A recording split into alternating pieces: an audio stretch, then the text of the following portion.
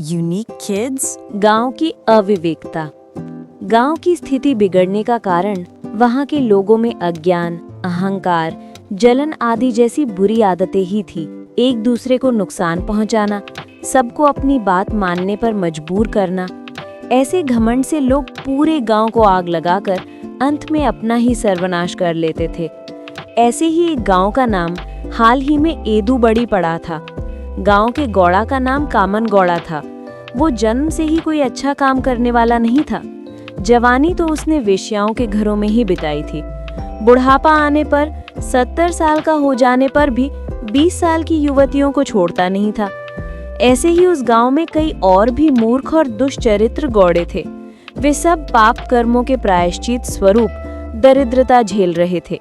कुछ और मूढ़ गौड़े उसी गांव के एक दुष्ट वेदांती के बहकावे में आ गए थे। उसका नाम कुछ भी हो, हम उसे गुंड भट्ट कहते हैं। ऐसे गांव में दोपहर के समय जब तेज धूप थी, एक बड़ा पंडित भूखा प्यासा गांव के चौपाल में पहुंचा। वहां गांव के प्रमुख लोग इकट्ठे होकर दुनिया की निंदा करने में लगे थे। पंडित ने चौपाल में जाकर कहा, भाइयों, मैं एक पंडित हूँ, भूखा प्यासा आया हूँ। उनमें से एक बोला, तो हमें क्या करना है? दूसरा बोला, कौन सा गांव छोड़कर सीधे यहीं आ गिरा है?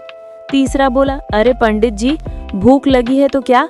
चौथा बोला, जाओ जाओ, हमारे गांव में वो चाल नहीं है। पंडित ने कहा, अरे भाई, क्या इस गांव में अतिथि सत्कार नहीं होता? किसी ने कहा, जो अतिथि सत्कार करना चाहते थे उन्हें तो हमने गांव से बाहर निकाल दिया। उनकी अविवेकता समझकर पंडित ने सोचा कि इन्हें किसी युक्ति से समझाकर रास्ते पर लाकर यहाँ से निकलना चाहिए। उसने कहा, महानुभावों, मैं बड़ा पंडित हूँ। अगर आपके गांव में कोई पंडित है तो उसके सामने अपना पांडित्य दिखाना चाहता हूँ। कोई है क्या? एक ने कहा, हमारे गांव के सभी लोग पंडित हैं। मूर्ख तो दीपक लेकर खोजो तो भी नहीं मिलेंगे। हमारे गांव में बड़े पंडित रहते हैं। कोई प्रेम मार्ग के साधक हैं जो कहते हैं कि प्रेम से संसार भरा है। प्रेम से प्रेम जुड़ जाए तो प्रेममय परमात्मा का प्रत्यक्ष दर्शन होता है, वही ब्रह्मानंद है। वे कहते हैं कि स्त्री ब्रह्म, पुरुष ब्रह्म, ब्रह्म में ब्रह्म मिलकर सुब्रह्मण्य उत्पन्न होता है और उसी को समर मुक्ति कहते हैं। ऐसे वेदांतिक विचारों वाले कई लोग यहाँ हैं। ऐसे पंडितों के गांव में आप क्यों आए? किसी ने कहा, आओ आओ, इनका घमंड बहुत है, जरा हमारे गुंडू भट्ट से टकराएंगे तो पता चल जाएगा। फिर गुंडू भट्ट को चौपाल में बुलाया गया। गुंडू भट्ट बचपन में स्कूल का नाम लिखे बिना ही बड़े बन गए थे। हाल ही में उन्होंने अक्षर सीखे थे और शब्दों को ऐसे जोर देकर बोलते जैसे बड़े ज्ञानी हो।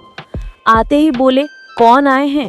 किस सद्गुरु महाराज की कृपा से लोग विजय प्राप्त करते हैं? पंडित जी, अब क्या पूछना चाहते हैं? गुरु कृपा से हमें सब प्राप्त है। पहले पीछे हटिए, देखिए।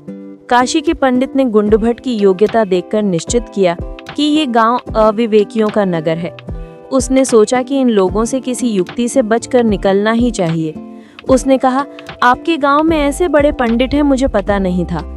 गुंडू भट्ट ने मुझे हरा दिया, मैं इनके शरण में हूँ। आप सब इनके लिए मेरवनुक निकालिए, मैं भी इनके जयकारे लगाऊंगा। ये सुनकर सब लोग गुंडू भट्ट को पालकी में बिठाकर शहनाई, बाजे और बैंड के साथ मेरवनुक निकालने लगे।